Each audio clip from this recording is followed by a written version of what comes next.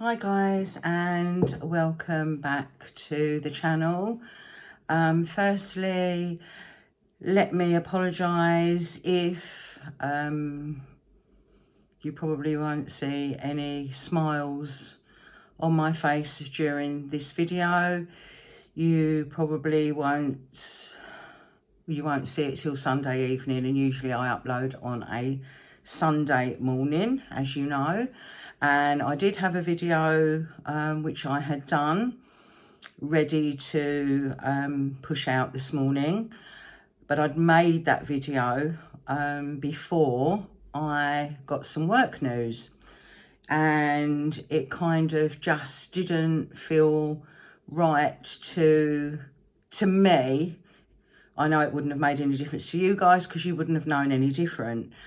But to me, I just didn't feel that I could put a video out talking about how I had put half of my YouTube income into a stocks and shares ISA, talking all about that, when I had some work news which is not in my favour on Friday.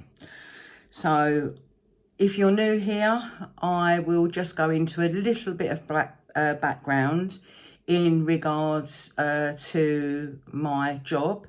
I know if you've been around a while, then you may know that I work for a contact centre. That contact centre does have an office based in the county that I live in, but quite a distance away from where I live. When I got this job in February, or I started in February 2022, because I'd lost a job that I'd had before COVID. I lost that job in October of 2020. And this was the next job that I got after that. So it was February 2022 that I started with the company that I am currently with. The job that I applied for was advertised as being either in the office, fully remote, or a mixture of both.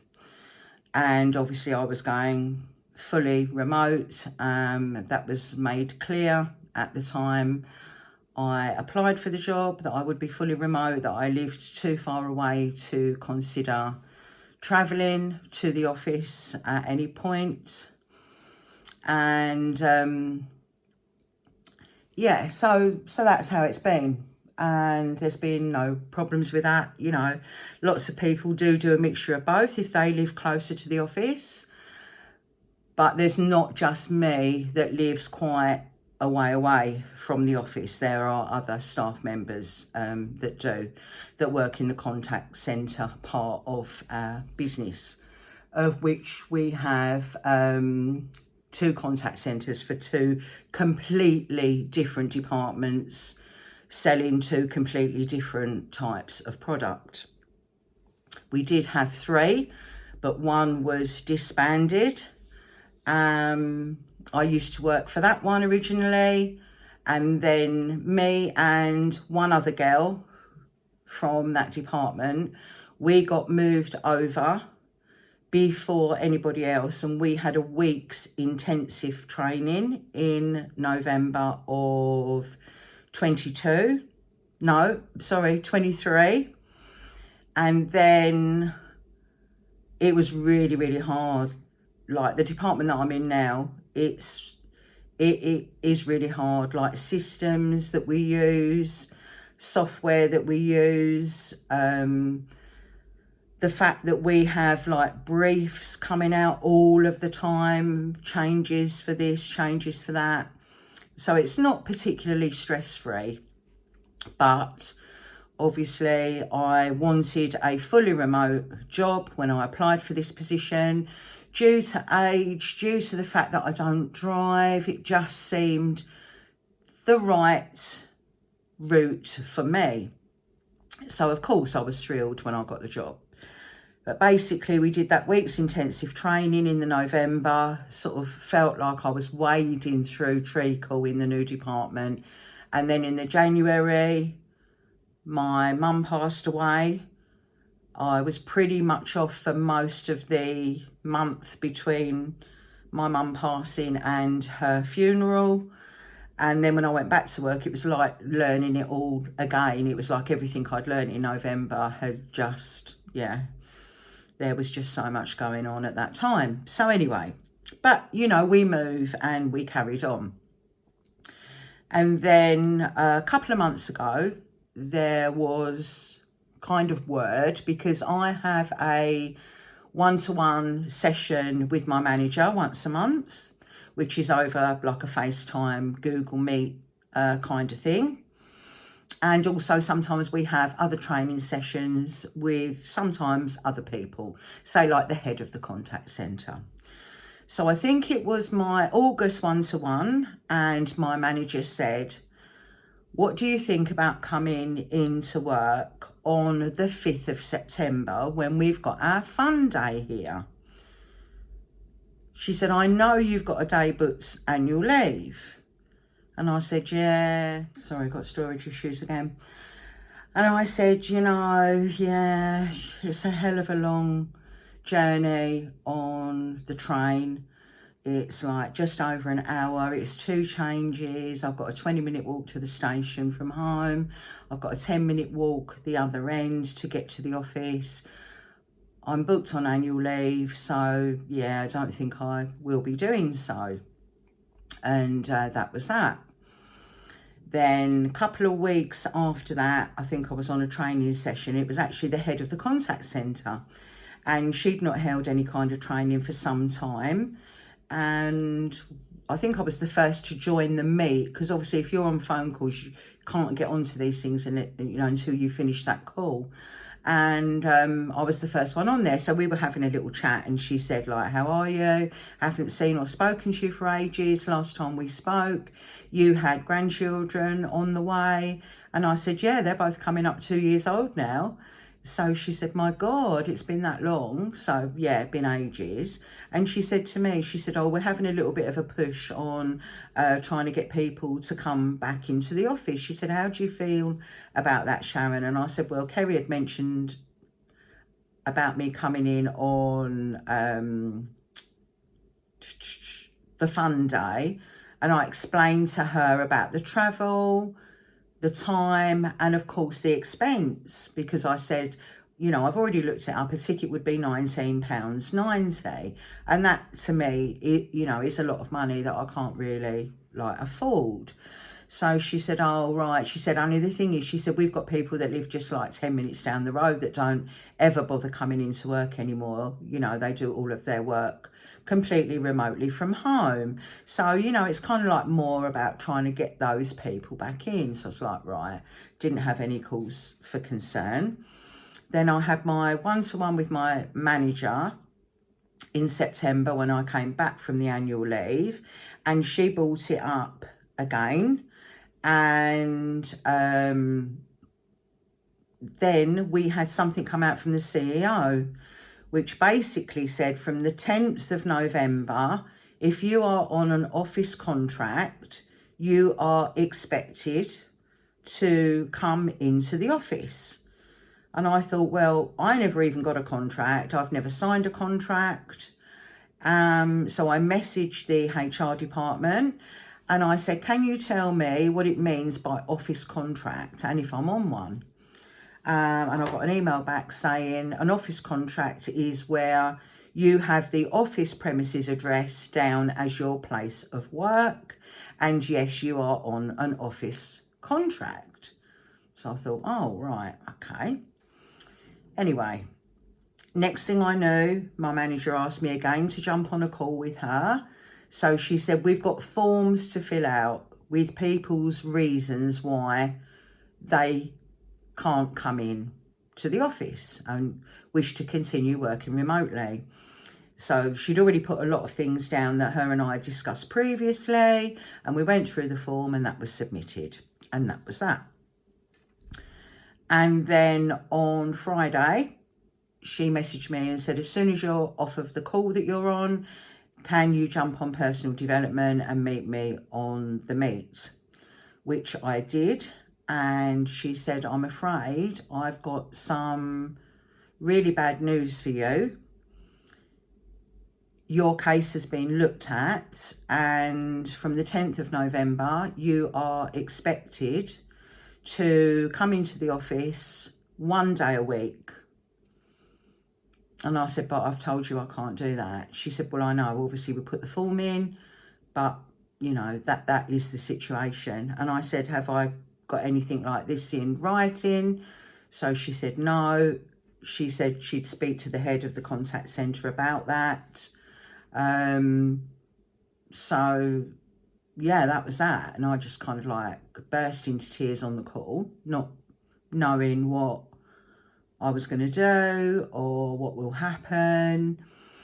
And that was that. And then, yeah, I had to work the rest of my shift with all of that going around in my brain. And also worked all day yesterday. I mean, I'm making this video at gone 5 o'clock on Sunday. So, you know, I'll get it uploaded this evening as soon as I can. Because I've had a family day today.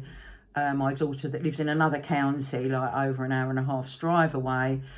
We've been there today because those two granddaughters, one was 2 on Friday and one is 5 on Tuesday. So yeah, we've been to her house today to take gifts and that kind of thing. So that's why I'm making this video now, because I want to get something out for you guys on a Sunday, and I know it's not going to be anything that you are expecting. So of course I worked for the rest of Friday evening, started doing my research, and also between calls yesterday, and basically piecing something together that I can send in to the CEO, the head of the HR department also. So I've done a bit of research. First of all, I tried to find out for the town that I live in where the Citizens Advice office is, and that led me through to some government information. Basically, that information does state that an employer is within their rights to change your place of work. And I totally, of course, understand that, because I know when I was a much younger woman and I worked in London in what I would call my career job for many years, they did move offices at one point. It was still in the city of London, but it was in a completely different direction of the city. You know, nobody says anything. This is where we're moving to, and you just go there. But I feel that the difference in working remotely and going into the office has physical, mental, and financial implications for me. I'm almost 63 years old, as you know, in December. And I could honestly do without all of this stress. I really could. Yeah, working from home, it just suits my lifestyle. It suits my financial situation. I could not afford to be going into the office 1 day a week, because if, you know, on a 4-week month, that's 80 quid. On a 5-week month, that's £100. Like, where's that money coming from? You know, do I stop having any money to live off of for the month? You know, imagine the sinking funds then, if I've just got 87 quid to live on to pay for haircuts, personal care items, you know, any kind of socialising, or, you know, buying clothes or whatever. You know, it's just too much. And it would be far too much for me in all weathers, whether that be snow and ice on the ground, you know, pouring down with rain, or in the summer super hot, walking a 20-minute walk to the train station from where I currently live, getting a train that's going to take 1 hour 10 minutes with 2 train changes, and then a 10-minute walk the other end. I mean, I'd have to get up at probably 5 o'clock in the morning to try and make it in for 9 a.m. on an early shift, and then what about on my late shifts? It might be more relaxed getting into the office for lunchtime, but then finishing at 8 o'clock at night and having to endure that coming back. So yeah, it's too much. It feels stressful. I feel stressed. I feel agitated. Obviously, I'm fearing for my future. So yeah, really not what I was expecting. I honestly got the vibe from my manager over our last couple of Google Meets that she thought I would be okay. And I've got somebody outside of work. I've got two girls that I speak to outside of work. One's on my actual team with the same manager, and she lives even further out in the county than I do, although she drives. But she's currently on long-term sick, so obviously I don't want to message her about any of this because I'm not sure she would have been informed as yet. So yeah, unless she messages me and asks me if there's any news, then I feel like I can't bring it up. It's not fair. So yeah, so that is that. So I've pieced together this email, which I think sounds good. And I have to say, throughout all of my adult life, if any of my friends have ever needed a letter writing, you can guarantee they've asked me to do it. So it is a skill that I'm quite lucky to have. I feel that I can put together a good letter.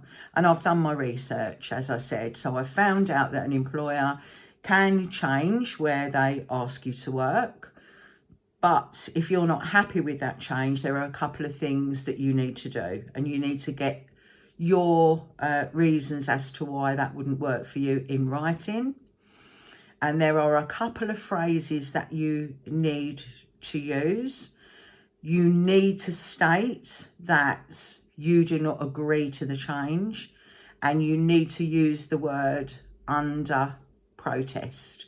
So you are currently, or I will currently be working under protest, and my wording is until this proposal has been withdrawn, is what I've said. So I know it's going to ruffle some feathers. But yeah, we shall see. We shall see what happens. And I've also put in there that I want any further communication in regard to this issue to be in writing. So I know a lot of you guys will only have my best interests at heart, as you always do, and that is always appreciated. However, like I've said, I have looked up the legal implications, and as much as if it was a friend of mine, I'd be saying they can't do that to you. You know, the fact is they probably can. But the issue I've got is I can't be somebody who just says, oh, well, I'm leaving then. Because if I just leave, I'm not going to be able to claim any benefits whilst I'm looking for another job. So yeah, you know, I need to put the ball in their court. That's kind of like how I feel, and I'm not going down without a fight. And it's unfortunate because there's been, you get to this age and sometimes you just feel there's been too much fighting in your life, you know. The last couple of years, well, not the last couple of years, but I guess since my mum died, things have been on quite an even keel for me. The period before mum died and for quite some months after, not just after the funeral, I was in a battle with the county council because my mum's death would not have occurred had she not have been moved from one care home to another, which was completely out of our control. So I had constant meetings, I was constantly writing letters, meeting with social workers, and I had a lot going on for quite a few months, and it just became apparent that we weren't going to get the care home reopened. That had been shut and forced the move of not just my mum, but all of the other residents, of which 3 died in the same week at different care homes. So the same as my mum. I think was one other the same one as my mum's. But I mean, my mum got moved miles away. It was just a nightmare. So, you know, I don't want to have a battle on my hands. I really, really don't. I'm just all for a quiet life. And you can imagine my head is just buzzing around with what's going to happen if I lose my job, what's going to happen if I can't pay my rent. You know, there's just so much going around in my head at the moment. But like I say, I know that, you know, any comments I get, you guys will only have my best interests at heart. But please just know that I have done my research. And as much as anybody might think they can't do that to you, Sharon, the fact is, you know, they probably can legally, because I have read up on that on government documentation online. It's just unfortunate for me that I live so far away from the office, and I have that financial implication, and I know that to do that kind of travelling even once a week would make me extremely anxious, nervous and stressed. So yeah, I'm not a young woman anymore. I don't want to be going through that. You know, I applied for a job that was advertised as being fully remote, fully in the office, or a mixture of both, you know.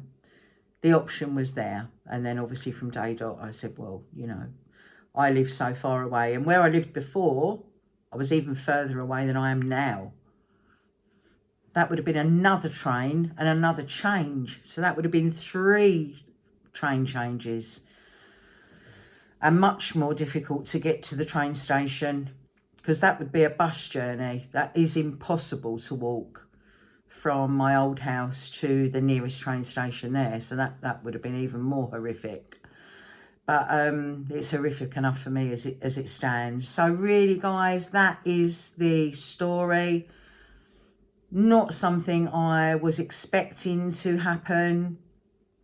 Yeah, the cat is amongst the pigeons, as they say, and I'm sure if only I could show you what I've written, you know, I'm a bit sort of worried it's going to ruffle a few feathers.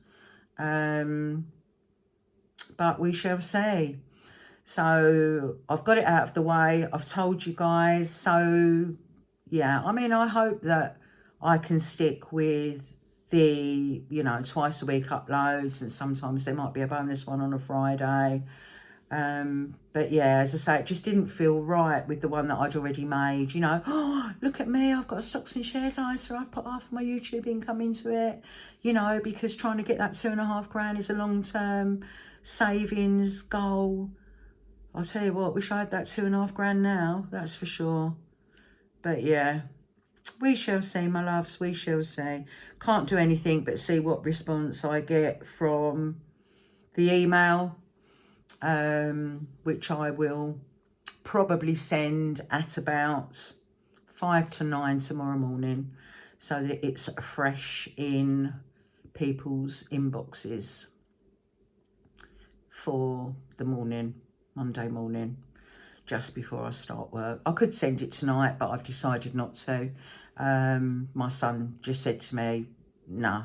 Sometimes loads of emails coming over the weekend, a lot of it's junk and spam. He said if it gets missed, you're better off doing it at like 5 to 9 in the morning, so it's at the top of the list. And I thought, yeah, you're right.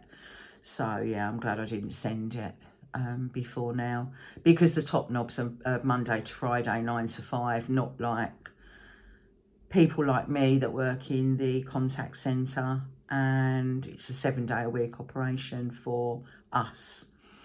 Anyway, so that's it from me. But I really hope that you've all had a good weekend. I mean, I've had a good day because I've been with family, which is always a treat to have all of my kids together, all of my grandchildren together.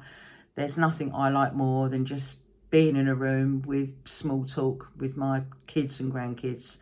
That is what makes me happy. So I've had that today. So I'm super pleased about that. But anyway, guys, thank you so much for watching and listening.